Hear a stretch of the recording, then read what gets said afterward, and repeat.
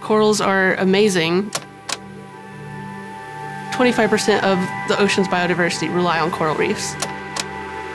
And so this is a place where these species can congregate together and just have a really unique food web. The way that I like to describe corals and coral reefs is that they are our rainforest of the sea. You have this biology that creates the geology, and the geology supports the biology of the next generation. And that allows it to create a reef structure. They're providing homes and food and support for this large biodiversity of animals, and they also provide coastal protection for us all together. Human life on this planet is directly linked to healthy oceans. If we don't have healthy oceans, we don't have healthy people. And coral reefs are very imperiled habitats across the globe.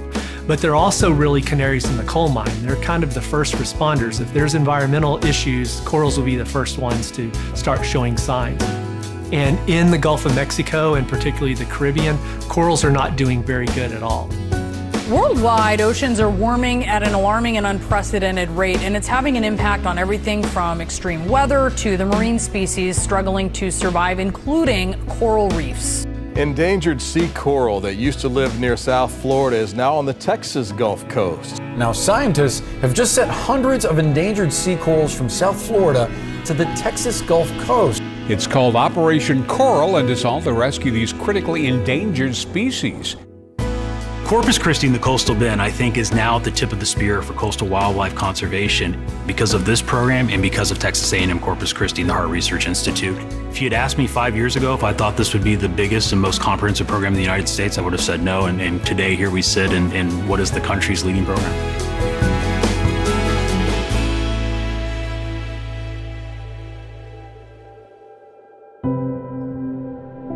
Dr. Keisha Barr is the chair for Coral Reefs and Ocean Health at Texas A&M-Corpus Christi. Growing up in a small Ohio farm town, she didn't know anything about the ocean. It wasn't until a school trip took her to the Florida Keys that everything changed. As soon as I put on a snorkel and a mask and put my face and ears underwater and heard how noisy the ocean was and saw how beautiful underwater was, it changed my entire life. Dr. Barr really epitomizes, if you really want to enjoy your career, do something you love. And obviously she loves corals, she loves the marine environment, and she was able to follow her passions and ultimately turn that passion into a career. To solidify that career, Barr moved to Hawaii and studied marine biology. There, she became a leading researcher for coral reefs. But she was pulled to Corpus Christi because of the world-renowned Hart Institute. The Hart Institute's focus is the Gulf of Mexico. We want a sustainable, healthy Gulf of Mexico because it turns out the economies of the nation and even broader depend upon what happens in the Gulf. And so our institute works to ensure we have both a healthy ecology in the Gulf, but also a healthy economy.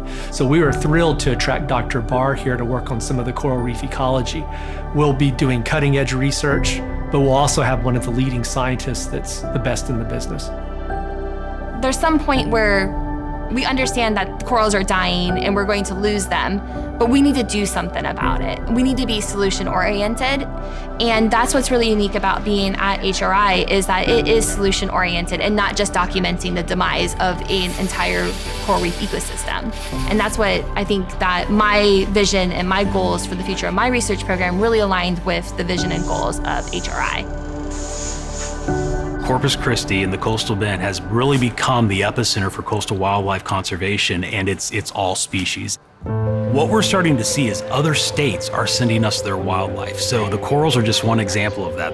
And then, eventually, hopefully those animals can go back into the wild or some version of them. So it's kind of full circle for that. The last state to reach out was Florida.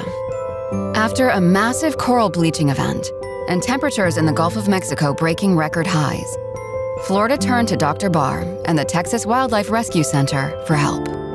We have been working with the State of Florida Department of Environmental Protection for the past 3 years now. And they said, we have this heat wave that's going on. We're really concerned that we might lose this genetic stock of coral, which is the staghorn coral. Do you have the capability to have these corals and house these corals and keep them as well? When Keisha called, we thought, well, we have these turtle hospital beds. Can we adapt the turtle hospital beds to hold endangered corals? So working with Dr. Barr's team and our water quality team, our lab team, put together some ideas of what that might look like. And in very short order, we're able to create coral tanks out of sea turtle hospital beds. And so there's some things happening in Corpus Christi that aren't happening anywhere else in the world at this point. With these repurposed tanks to house them, Dr. Barr had to confront her next obstacle: retrieving the endangered coral quickly and without risking their mortality. We needed to be able to minimize the travel time to maximize the survivorship of the corals. So we chartered a plane. We packaged the corals into insulated boxes, put them onto the plane, and this allowed me to be able to look at the temperatures, make sure the temperatures weren't fluctuating too much, and minimize that amount of time. So we had a really high survivorship because of this transport method.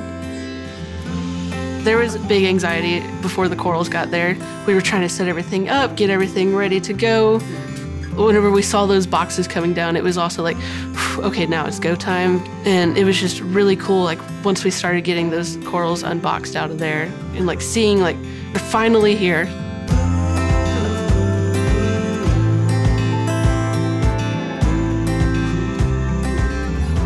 Ultimately, we want to protect corals worldwide. But to do that, we need to make sure we are grounded in scientific understanding. So we've rescued these corals from the wild where they would have otherwise perished, and then we grow them in captivity and put them back. And so you're perpetuating these species, and while it may not seem like a whole lot of individuals, collectively over time it makes a big impact to that environment. A simple drop in the bucket can have these massive ripple effects. And so there's a greater, far-reaching impact than just our one little lab.